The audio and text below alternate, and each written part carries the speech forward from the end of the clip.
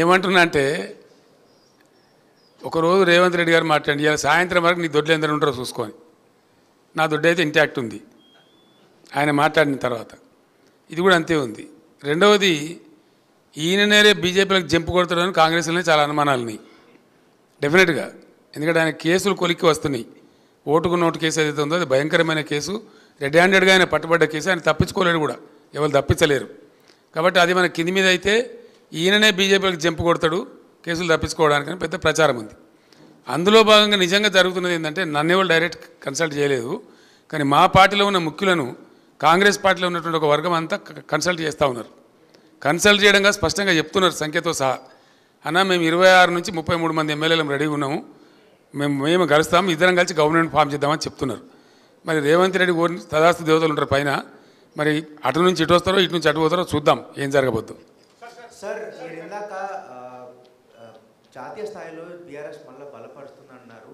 ఈ అసెంబ్లీ ఎన్నికల తర్వాత ఇది చాలా చర్చ జరిగింది, బీఆర్ఎస్ టీఆర్ఎస్గా మారిపోతుంది అనేది. దీన్ని మీరు ఆఖరి జరగదండి. నేను చెప్పిన కదా బీఆర్ఎస్గానే ఉంటుంది, no doubt about it. KCR గారు ఇక్కడ సార్ ఎంతో సంక్లిష్టమైనటువంటి అంతర్జాతీయ విషయాలను సైతం సరళంగా సూటిగా స్పష్టంగా మాట్లాడే కేసీఆర్ గారు లేని లోటు అసెంబ్లీలో స్పష్టంగా కనబడుతుంది. ఆ లోటును ఎప్పుడు భర్తీ చేయబోతున్నారు? నెక్స్ట్ సీజన్ నుంచి చూస్తారు కదా కేసీఆర్ ప్రళయ గర్జన,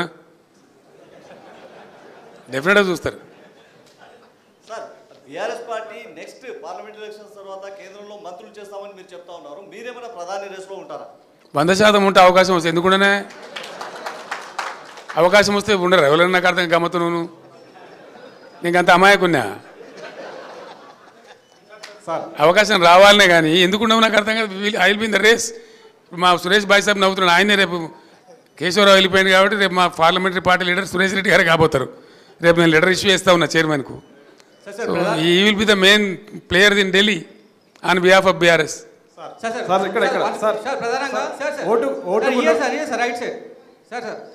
మళ్ళీ వాడేమైనా నా మీద నిశ్చయం పెట్టగలడా? టైం ఎంత అయింది? కేసీఆర్ సార్ ప్రధానంగా బీఆర్ఎస్ పార్టీ నుంచి వీడి వెళ్తున్నటువంటి నేతలు ఎవరైతున్నారో పార్టీ పైన ఆరోపణలు చేస్తూ పోతున్నారు. పార్టీలో చాలా మంది షిండేలు ఉన్నారనే మాటను మాట్లాడినారు. ఒక క్వశ్చన్. నెక్స్ట్ ఇంకో క్వశ్చన్ సార్, అసెంబ్లీ ఫలితాలు చూసుకుంటే ఇందాక మీరు కొన్ని ప్రిడిక్షన్స్ చెప్పారు, బీజేపీకి ఎన్ని వస్తాయి, కాంగ్రెస్కి ఎన్ని వస్తాయని చెప్పి.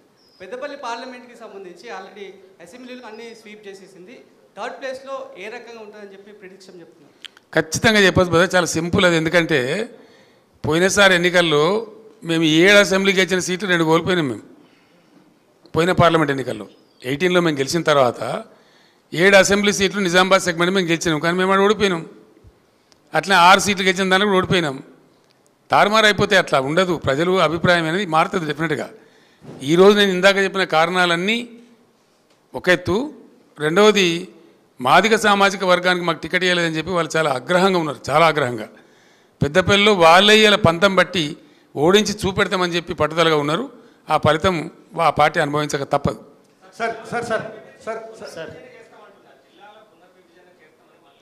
నేను ఒకటే మాట చెప్తా ఉన్నా, ఈ ప్రభుత్వానికి ఏం పని లేదు, పలిలేని మంగళి పిలితల కొరిగిండి అన్నట్టుగా అసలు చేయాల్సిన పని వదిలిపెట్టి అన్ని పనికిమాలిన పనులు వీళ్ళు ముందరేసుకుంటున్నారు. ఇండియా బాబు, ఒక్కొక్క జిల్లా చేస్తున్నప్పుడు నేను బట్టిగా చేయలేదండి.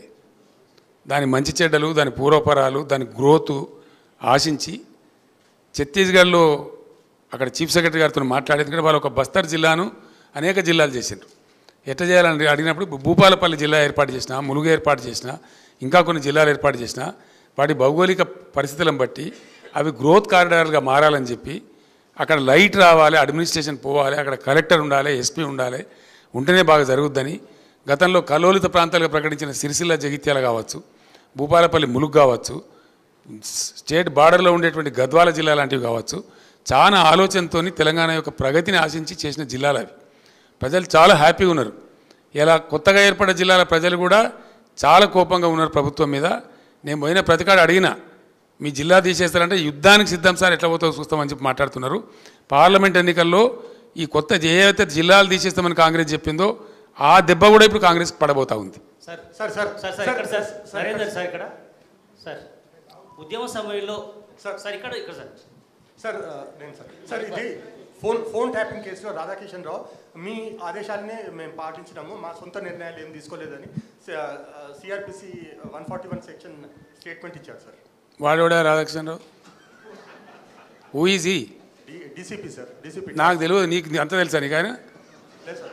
రాష్ట్రంలో 100 మంది డీసీపీలు ఉంటారు, వాడు కూడా ఒక్కరి పేరు పట్టుకుని ఉన్నాను అడిగింది, నాకు అర్థం కాదు. సార్ ఉద్యమ తలా తోకలేని ప్రశ్న అది. సార్ ఉద్యమ సమయంలో అసలు ఆ ఫోన్ ట్యాపింగ్ ఏదైనా మీకు పిచ్చి పట్టుకున్నది? కానీ ముఖ్యమంత్రికి ఫోన్ ట్యాపింగ్ ఏమైనా సంబంధం ఉంటారా? రాహుల్, నువ్వు ఇంత పెద్ద సీనియర్ లీడరు. ముఖ్యమంత్రి gets reports from the intelligence department.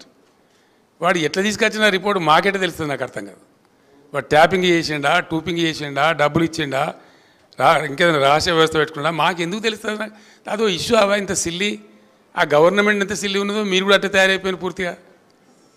What is that non sense? నాకు అర్థం కదా. ఫోన్ ట్యాపింగ్ అది పెద్ద ఫినాయిల్ పెట్టి నోలు కట్టుకునే పరిస్థితి తెస్తూ ఉన్నారు. ఎవడో కొందరు బాకాగాలు పని లేక ఫోన్ ట్యాపింగ్ తోకట ఏం ట్యాపింగ్ అయినా నాకు అర్థం కాదు. ఇలా ముఖ్యమంత్రి తరఫున ఇంటెలిజెన్స్ ట్యాపింగ్ చేస్తలేదా అండి? Do you say that? ప్రతి ప్రభుత్వానికి ప్రపంచంలో గూఢచార వ్యవస్థ లేని ప్రపంచమే ఉండదు, ప్రభుత్వమే ఉండదు. వాళ్ళు సమాచార సేకరణ చేసి ప్రభుత్వానికి ఇస్తారు. సాయంత్రానికో పొద్దున్న early morning, every morning intelligence comes and brief the chief minister about the law and order situation. చాలా ఉంటుంది మన దగ్గర. హైదరాబాద్లో పేలుళ్ళు జరిగినాయి, అట్లాంటిది ఏదైనా ఉంటుంది, ఇంకేదైనా ప్రమాదాలు ఉంటాయి, కొన్నిసార్లు కొన్ని విచిత్రమైన దొంగల ముఠాలు వస్తాయి. అట్లాంటివన్నీ కూడా సమాచారం సేకరించి ఇస్తూ ఉంటారు. ఏం చేయాలో చెప్తారు. దాన్ని బట్టి గవర్నమెంట్ ఏంటంటే వివిధ శాఖల అధికారులకు అప్రమత్తం చెప్పి కల్తీ విత్తనాలు ఉంటుంది, దాని మీద కూడా ఇస్తారు. వాళ్ళు ట్యాపింగ్ చేస్తాడా, టూపింగ్ చేస్తాడా మాకేం తెలుస్తుందా? నాకు అర్థం కాదు. No minister is concerned with that, no chief. అసలు కన్సర్న్ ఉండదు. We are only concerned with the reports given by the intelligence. The way the brought the report we don't know. That is purely internal matter of the police department. And ఇంకోటి అండి, అదేందో మీరు పెద్ద భ్రమలో ఉన్నారు. పోలీసులు ఎప్పుడు ఫోన్ ట్యాపింగ్ చేసినా బాజాప్తాగా టెలిగ్రాఫ్ యాక్ట్ ప్రకారం, 1869 టెలిగ్రాఫ్ యాక్ట్ ప్రకారం బాజాప్తా రాష్ట్ర హోమ్ సెక్రటరీ పర్మిషన్ తీసుకొని చేస్తారు. పర్మిషన్ లేకుండా చెయ్యరు. ఇది ఇంగితమైన ప్రతి ఒక్కరికి తెలుసు. తర్వాత తీసుకున్న దాన్ని డిమాలిజ్ చేయొచ్చని కూడా ఉంది ఆ చట్టంలో. ఒక నిర్ణీత వ్యవధి తర్వాత వాళ్ళు సేకరించిన సమాచారాన్ని డిమాలిజ్ చేయొచ్చని కూడా అదే యాక్ట్లో ఉంది. ఇది తెలియకుండా అదేదో పెద్ద భయంకరమైన వ్యవహారం అన్నట్టు, దాని ఏదో తోకమట్టం ఏదో కొండందో వెలకబట్టుకున్నాం అన్నట్టు ఏమి బట్టి ట్రాష్ గ్యాస్ దాంతో ఏం అయ్యేది. మీరు ఆ భ్రమలో ఉండకండి. సార్ తెలంగాణ ఉద్యమ సమయంలో 2001 నుంచి 2014 దాకా కేసీఆర్ కుటుంబ సభ్యులకు పారాగాన్ చెప్పులు వేసుకోనేటువంటి వ్యక్తులు అదే సమయంలో డీజిల్ పోసుకుందామన్నా కూడా కారుకు అట్లాంటి పరిస్థితులు ఉన్నటువంటి వారు ఈరోజు లక్షల కోట్లు సంపాదించారు. వాళ్ళ డబ్బునంతా స్వాధీనం చేసుకుంటామని పదే రేవంత్ రెడ్డి చెప్తున్నారు. చాలా సంతోషం. చేసుకోమని వెంటనే అర్జెంటుగా చేసుకోమని చెప్పాలా.